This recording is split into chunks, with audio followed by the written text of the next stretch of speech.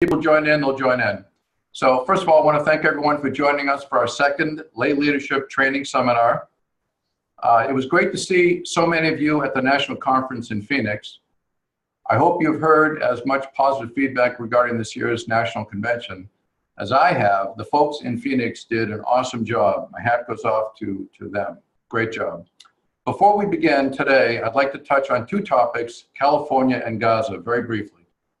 I do want to acknowledge that today, members of our JNF family in California are living in duress.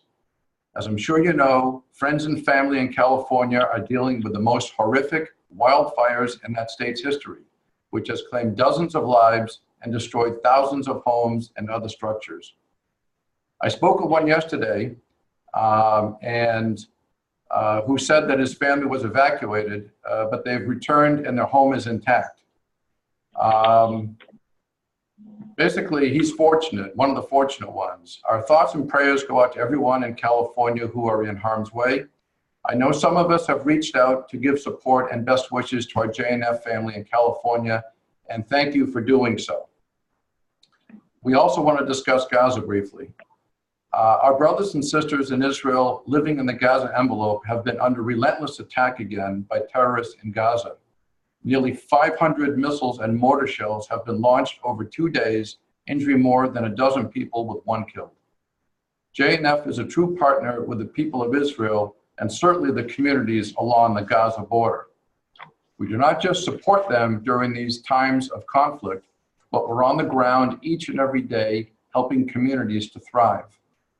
It was just announced JNF is now involved in the development of 1,000 new housing lots in Israel, including 350 among the communities in the Gaza envelope. It's amazing these communities are actually growing. This is a testament to their resilience. If you wish to make a special gift to support the communities of the Gaza envelope, you can go to www.jnf.org/Gaza envelope. That's jnf.org/Gaza envelope. For today's seminar, due to a schedule conflict, we flipped topics today from the original schedule. Today was supposed to be JNF organizational overview and financial structure. That session will now take place on January 16th. Today, we are thrilled to present the power of the JNF brand and brand management. To limit background noise, please mute your phone or your screen. Feel free to unmute to ask questions. As always, we will do our best to keep this seminar to no more than 45 minutes. I now want to turn this over to Steve Crystal, JNF Vice President of Marketing. And I also want to thank Steve, who had the idea initially and was the champion to create these lay leadership training seminars. So Steve, if you can hear me, you're on now. Thank you. Thank you, Michael. Good afternoon, everybody, except for those on the West Coast. Good morning. Today's topic is that of the JNF brand and management of the brand.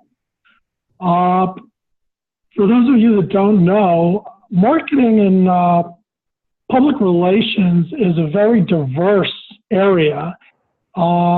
We handle everything from public relations, editorials, advertising, publications, electronic services for social media, podcasts, e-blasts, mobile services, promotions, giveaways, conferences and conventions, creative services and design, amongst a few other things. And we couldn't do it without Jody and Don and the staff at JNF.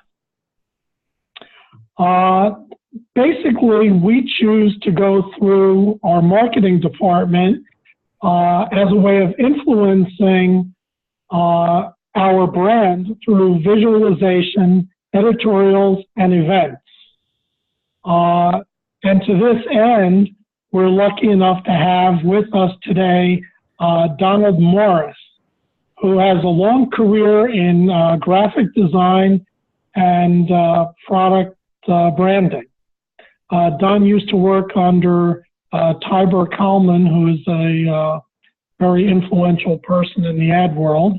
Don design catalogs for contemporary and fine art shows, including the Art Dealers Association of America and the outside art fairs. Don was the co-founder and creative director of the brands XXL and Slam, where he defined the look of hip hop and sports for an entire generation. He was also the creative director of The Source, which is the longest running hip hop media brand. We were lucky in March of 2016, Don joined JNF as our creative director and is the major influence for rebranding JNF, if you're familiar with our blue box logo. He's now responsible for refining and elevating JNF to the national stage. So Don is going to go through the PowerPoint where he will give us insights into how branding can affect the integration of policy and performance for the JNF organization. So Don, I'd like to turn it over to you now. Thanks. If you're there. I am. Can you hear me? I can. Hope everybody else is on mute. All right. So yeah, we are going to be talking today about JNF's brand and brand management. And the episode today will discuss the importance of visual identity. And give me a second to just move this. There we go. All right. As Steve said, my name is Don Morris. I'm the creative director in the marketing department. This is a chart of what Steve was talking about and all the different facets that the brand touches, all the different surfaces that our brand touches. And these are a lot of different, I guess, points of connection between us and our audience and our donors. So it's very important that we maintain our brand's integrity. And I thought today's talk would be good if it was focuses on visual identity, because visual identity is so core to the brand. So as everyone knows, we live in a very, very dense media landscape. There's like millions of brands, not millions, thousands of brands constantly vying for everyone's attention. Everywhere we go all day long, we're getting hit with advertising messages. We're getting hit with advertising on billboards, on the subway, on our way to work in our cars. It's just everywhere and it's bombardment. So visual identity, or a brand's visual identity, is used to communicate through this static and to identify us as a unique organization. A definition of a visual identity system. It could be a group of visual elements unique to an organization, assembled within a set guidelines, utilized for marketing and communications. A shared design system, developed to bring coherence, clarity, recognition, and association. What we're looking at here is just a bit of a brand style guide for the Royal Mail. So you can just see, we can start to talk about certain elements. You see color, you see fonts, you see a logo.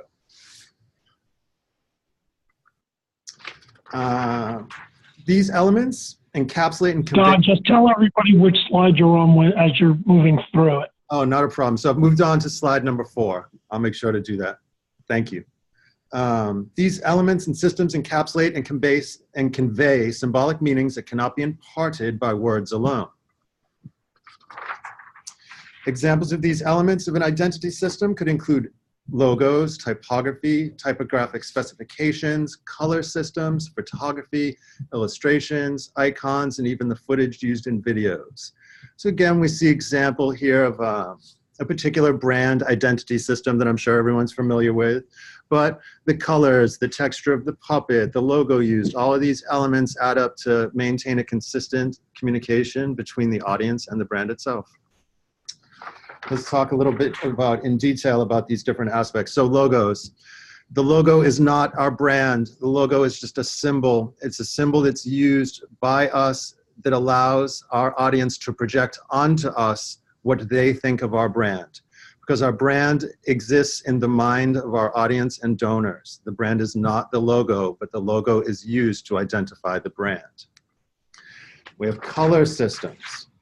I'm sure everyone's familiar with Starbucks green, UPS brown, Goodwill's blue, Coca-Cola's red.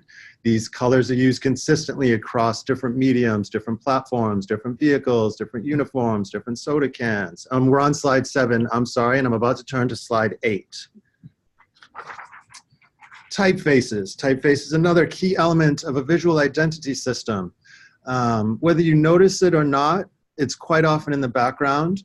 Typefaces have character that communicate the ideal of the brand. It's very subtle, but it's very effective, and people communicate and connect with these typefaces without even knowing it. I'm sure everyone's familiar right now with Netscape's typeface, with Starbucks, with Nike, General Electric. Like, these are very powerful tools used to build association. As well as fonts, we have what's referred to as a typographic grid. The typographic grid is, I guess it could be like the foundation of your house. It's what the walls connect to. It's what the fonts and the logo and the colors sit on. It's a framework that's unique to each organization, and that framework allows us, again, to communicate in a clear and concise manner that's recognizable. So all of these elements create a unique identity which can be deployed on analog and digital surfaces. Everything from business cards, stationery, websites, e-blasts, print and digital advertising, signage, invites, trade show materials, uniforms, etc. And whether you know it or not, we deal with most of those surfaces and then some. I'm moving on to slide 11. It's essential that an organization's visual identity follow a pre-established style guide, as it is vital that the brand identity remain consistent no matter what media used. So here we see MasterCard's rebranding, which was done by one of my favorites, a firm called Pentagram. This group was paid quite a large sum of money to connect those two circles in a unique way. Whereas in the past, those two circles connected by weaving together in the middle. Now they've become opaque and translucent, a very subtle change which maintains the integrity of the brand, but modernizes it. And then, of course, this identity is carried across all of their platforms, mobile, desktop, credit cards, the mailers we all receive, the ads on the television and the computer. I'm moving on to slide 12 now. Consistent brand visuals ensure that the identity of an organization is kept coherent, which in turn allows the brand as a whole to be recognizable. And I'm sure everyone here recognizes this symbol, so I don't have to say much more. Consistency establishes trust, professionalism, and confidence. And again, we see brands that represent those ideals. I'm now on slide 14. Brands who are consistent with their visual identity resonate more effectively with their audience than those who are not. And now, I guess, I have some examples of brands that I believe are doing this quite well. So, of course, everyone knows Apple. They're quite consistent with their branding. As you see in the bottom right-hand corner, the iPod Shuffle, which is now years old, is still consistently branded with today's iWatch. They may update things slightly, but they maintain their brand's integrity over time, which ensures recognition, reliability, and trust. Target, another brand which is clearly defined and clearly deployed and has a strong visual presence. No matter the... Excuse me? Slide 16. Oh, sorry, my bad, slide 16. I'm sorry, I'll try and keep up with that. Thank you, Steve.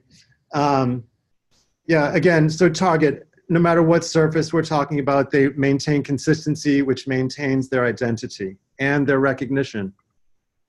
Nike, as discussed earlier, different platforms, similar typeface, consistent colors. Salvation Army, an extremely efficient nonprofit that follows these ideals: consistent typography, consistent photography, consistent color schemes. Feeding America, another nonprofit. You can see the consistency in color and the consistency of the brand deployed across mediums. Now I found this while doing research for this presentation. This again is from Pentagram Design, one of my favorites, as I've stated before, but here they've just recently rebranded American Express. You can see they have a typeface that's specific to the new branding. You can see in the top row, if you look at the top right-hand corner, you can see that their logo has been modified ever so slightly from left to right by removing the outer rule, because people are gradually having to define and clarify and focus their graphics so that they exist well on digital surfaces. And if you look 2 slides below, or 2 frames of photos, you'll see that little Amex on an Apple Watch. So obviously they've run into the issue where the American Express logo in its full size is not really going to work on that watch because it would be so small. So they've come up with a new system where they've clipped the beginning of the logo and they modified it slightly, but it still retains Amex's identity because it's the font, it's the color, and it's the grid, right? So they've used that exact methodology to maintain their identity across platforms. And if you go to the left 2 slides, you will see that they have stationery. They've maintained the color, the logo on the pencil, on the card. They have a grid. Below that, you can see different uses of the fonts, of the color schemes. They have icons that they use, but all of these things are deployed in a consistent manner to maintain their brand's integrity. Now we're moving on to slide 21. And now we come to Jewish National Fund's brand. Again, we have a consistent typeface. We have a consistent color scheme. We have a refreshed logo. We're deploying all of these assets across different mediums in as consistent a manner as possible to maintain our brand's identity and recognition and to build trust and confidence in the brand visually. I'm now moving on to slide 22. We have more assets that are a continuation of our identity system. There's slight variations. Sometimes we use our font uppercase. Sometimes we use the font upper and lowercase. There are there's times when the rules can be bent a little bit, but not often. The more focused and consistent we are with the execution of our core visual style guide, the more recognizable, the more trust we build, and the more professionalism we instill in everyone that interacts with our organization. I think now moving on to slide 24, that is the end of my formal presentation. And now I guess we can open the floor up for discussion. So, all right, thank you very much, Don. Sure. So I'd like to just open this up to the floor and ask some of the people attending today what types of questions you have regarding the brand itself, and if you have any thoughts about our tagline, "Your Voice in Israel." Yes, I do. This is Karen Hammerman from Westchester in Southern Connecticut. Within my own circle in Westchester and Connecticut, I have received universally, let's say, controversial feedback over the tagline, "Your Voice in Israel." Most people seem to react to it as more of a political kind of jargon, your voice being a political voice. And most people think that the tagline should be something like, "We're more than just trees," or something that's more specific to JNF's mission, because voice really doesn't convey anything about our mission. Could I just, when discussing the tagline, for anyone that chooses to discuss the tagline, I think even if you think about the term "we're more than just trees" and you remove the logo itself from that, our tagline should communicate who we are. And although we are more than just trees, that leaves a very vague palette. So when people are coming up with ideas for the tagline, just try and really get people to just try and get the messaging concise, because we are trying to, as clearly as possible, communicate what we do as an organization, and it's a very tricky thing. And I'm not arguing, so anyone knows on the phone, pro or against Your Voice in Israel. I'm just talking about the creative process and thinking about what that line does functionally for us. Well, I'll open this up to discussion. As far as people on the phone, do you think that we should be, since we are primarily a fundraising organization, should we be talking about investing in Israel's future? People, places, things, I don't know, but should we be more business oriented as opposed to anything else.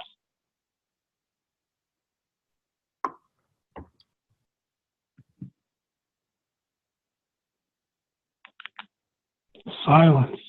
Crickets. The word is crickets. Crickets. They're all still on mute. Is everyone on mute? So I think I just, can you hear me? I just unmuted myself. This is Simon from Denver, Colorado. I think number one, to act like a business is one thing, but as a nonprofit, as an organization that's focused on Israel, but not only Israel, the well-being of those inside Israel, I think it is important to maintain the brand of people and environment and all that stuff that kind of comes with the Your Voice. I think that there's no problem from a structural or strategic standpoint, from a marketing or outreach to work like a business as we should be. But the focus really is about, positivity and humanity within the borders of Israel. And we say it all the time, that we're focusing on all those affected by the environment and everything involved. So I just kind of wanted to put that out there as my feelings related to the brand that's been created and one that's a solid brand within people's image. This is Karen Hammerman again. I hear everything you're saying about the consistency of the wording. A phrase that's often used is positively Israel. And that's certainly all encompassing, and it has everything to do with what JNF is all about. And I love positively Israel. It's very concise. I think positively Israel is much better than we're more than trees. And I do think positively Israel would be a contender if we were to make a list of possibilities.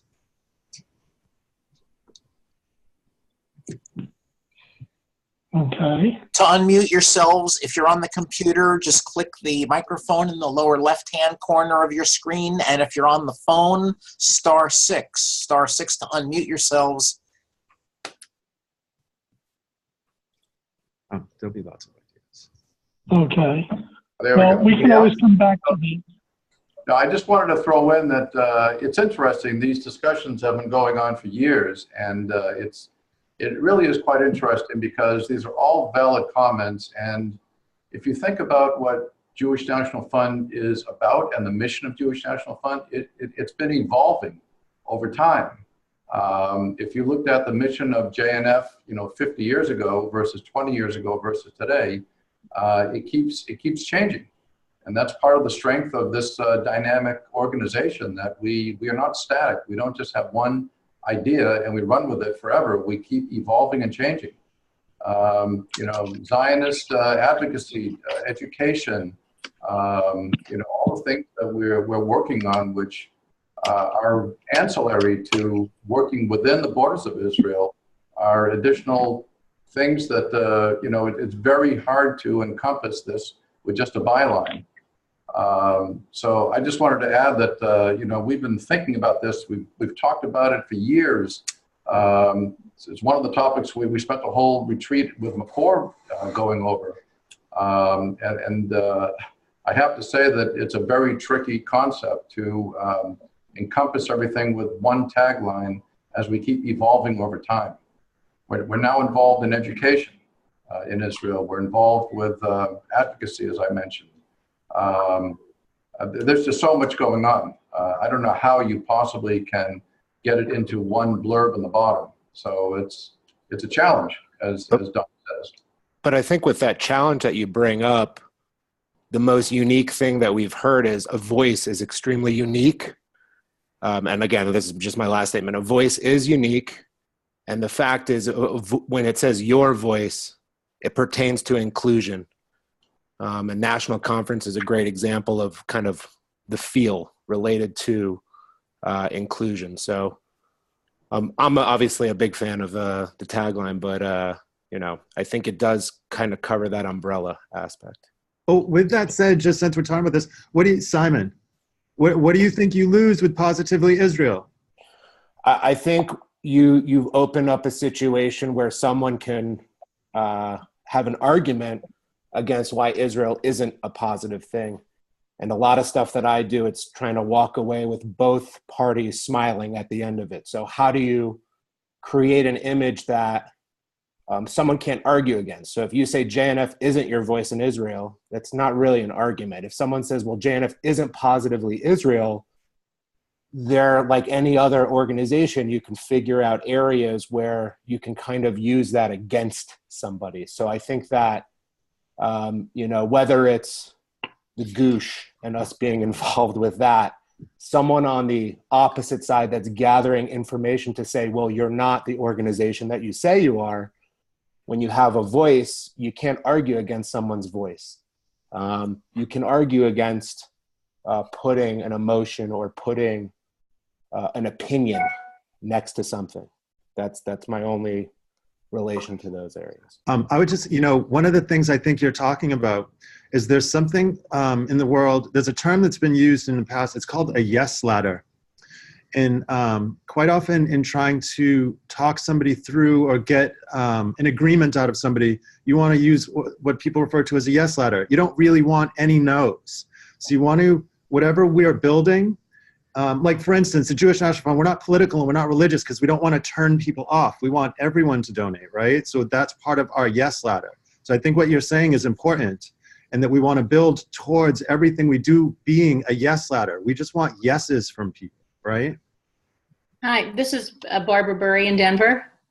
And along with that, the Voice in Israel, we are such a lay leadership driven organization, with our voices being heard as well as for our donors who can go to a specific program or project that they want to support. So their voice is being heard by how their money is being directed in Israel. Hi, this is Debbie Mighton. I also agree with what's been said about that voice, your voice in Israel. It really does make people think that each person is participating in the good work that JNF does in Israel. So I like it.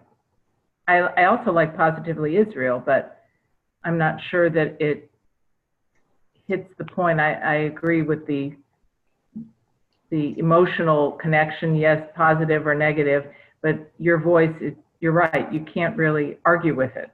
The unique part of part of today's marketing world is, when it comes to phrases, when it comes to those elements outside of the print world, hashtags are amazing things because they drive people to those pathways that we're developing. So I think to support, and I can't remember who said it, but Westchester, Connecticut, to support that statement, those comments of we're more than just trees, those comments of Positively Israel, the things that as an organization we've worked really hard to include as our brand, I don't think it's taking away from those comments. I think it empowers the voice that we're talking about to kind of use that. So I also don't want to shy away from telling people we're not just your tree organization or whatever you want to call it. We're just a blue box organization. Those are all important factors within the marketing world with hashtags and @ symbols and all these different areas that really incorporate a lot of marketing now. There's companies that devote tens of thousands of dollars of either product, services, whatever the case may be, to send it to people who are influencers, to include those types of things in their following. So I don't want to take away the value. Those are incredibly important things that JNF has developed and we should continue to put out there. Can I just respond? I just want everybody to Hammerman realize. again. Okay. I just want to respond to, I think it's you, Simon. I'm the one who is from Westchester in Southern Connecticut, and the one who is speaking up in favor of Positively Israel and against your voice in Israel. To give you an example, we have a major donor who has been a donor for a long time, and she also happens to be very politically oriented and became so enraged over the Women at the Wall issues when JNF didn't come and take a stand which aligned with her stand. She felt that JNF is an organization that's active in Israel and should come out in favor of whatever it was she was in favor of.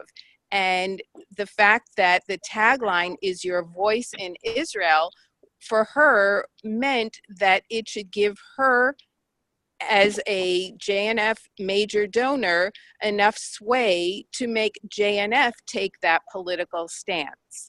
Whereas if it's simply positively Israel, that would not be the case. This is Doran Miller in Phoenix. I wonder if I can make a comment on this, because I think positively Israel is beautiful and great, but it's more of like a feeling. And I think the reason that your voice in Israel is resonating with people is because it is trying to get to more of the action and like the doing that really characterizes JNF. But obviously this voice piece seems to be a sticking point. So I wonder if there's like another word that isn't voice, but that captures the action-oriented work of that JNF is doing in Israel. I think we're using voice as a stand-in for the work. But, you know, to your point, I think it was Karen, maybe voice doesn't totally resonate or makes people think that it should be standing for every single position or the particular policy positions that they want it to also stand for. I think that's correct. So in the yes ladder of what was brought up before, my question to that is, you know, I think the unique part of JNF is community, right? And when we say your voice, she didn't feel that there was the support structure for her within our JNF community. So in the yes structure, and again, yes ladder structure, you know, and I'm not going to go against voice for voice.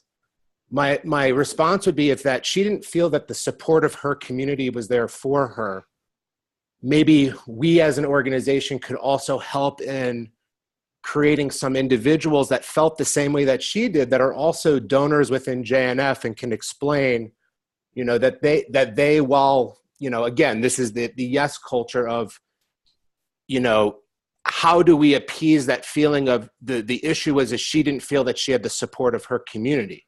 So maybe we as an organization can do a better job at getting, you know, those people who had similar feelings related to this together to support one another. But in the vein of we're not religious and we're not political, you know, that's a very clear area why we can't take a stance. So I think there's a lot of gray area that as an organization, we can help one another and support one another when we hear things about like this.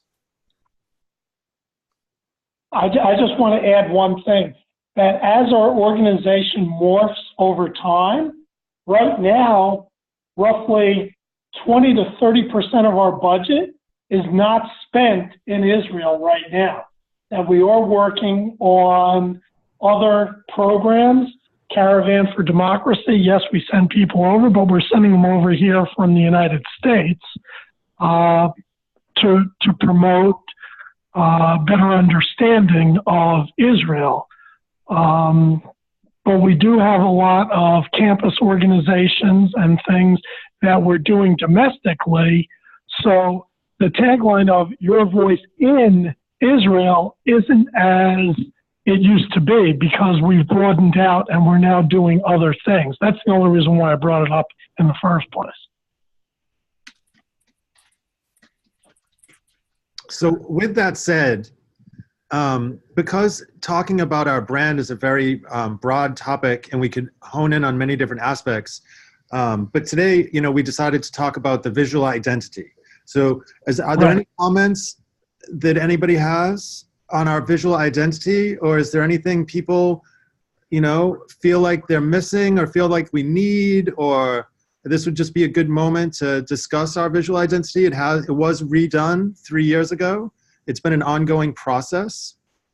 You know, it's just a good moment. Well, maybe just solicit some comments about the move to the digital logo, the blue box becoming digital. Does everybody think that we're carrying on in our historical, performance of, the blue box and what that started out to mean and what the organization is today.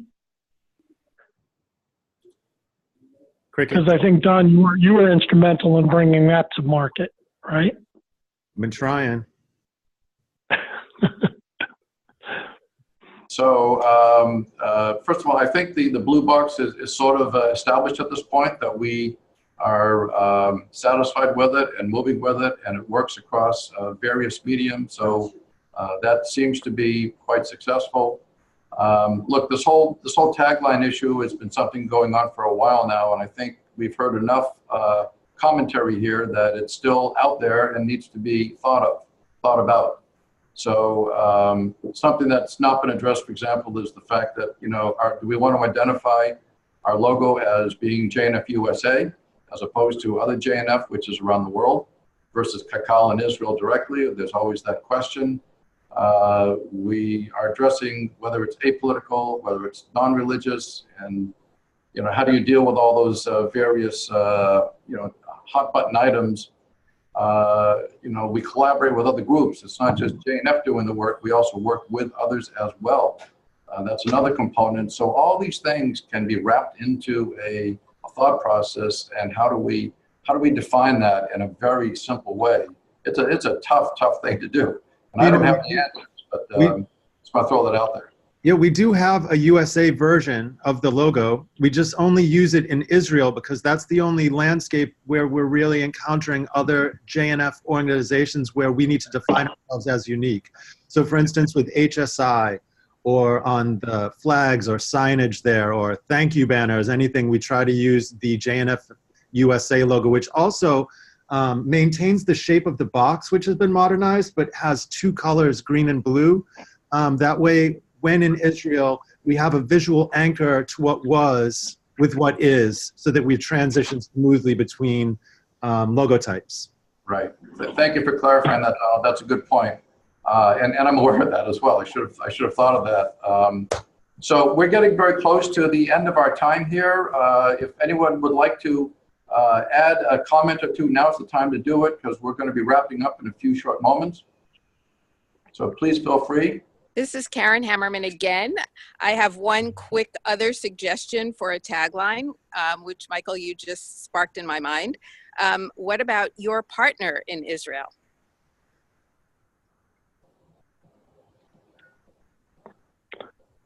I like we that. will take everything under advisement. One day we're going to have an actual call-in just to discuss taglines.